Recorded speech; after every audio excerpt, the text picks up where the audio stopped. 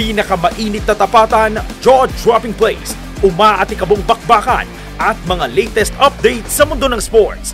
MBC Network News Matchpoint.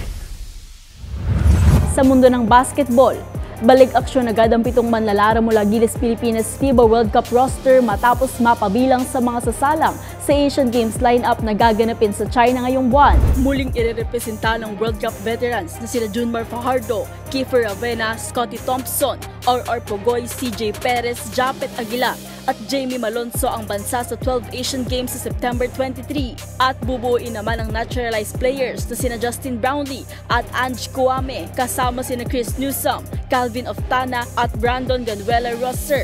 Ang 12-man squad makakasama sina Brownlee at Kouame dahil di gaya ng FIBA eligibility rules. Sa Asian Games ay kailangan lamang ipakita ng naturalized players ang kanilang passport mula sa bansang kanilang irerepresenta. Hindi na napabilang ang World Cup standouts na sina Jordan Clarkson, Renz Abando, Kai Soto, Dwight Ramos at AJ Edu sa Asian Games stint dahil kailangan na ng mga ito na bumalik at maglaro sa kani-kanilang teams sa NBA, Japan B-League at Korean Basketball League. Samantala sa ipinasang lineup ng Samahang Basketball ng Pilipinas ay nananatiling head coach ng koponan si Chot Reyes habang assistant coach naman si Team Cole.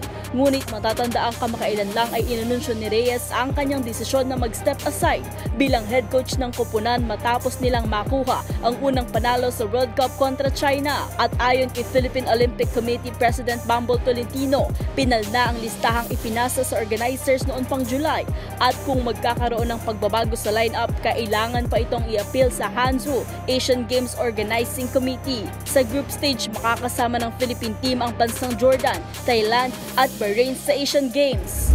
At yan ang match point. Mula sa kauna-unahan sa Pilipinas, DZRH. Ito si Mili Borja, tuloy-tuloy sa pagbabalita, tuloy-tuloy sa serbisyo. Sama-sama tayo, Pilipino.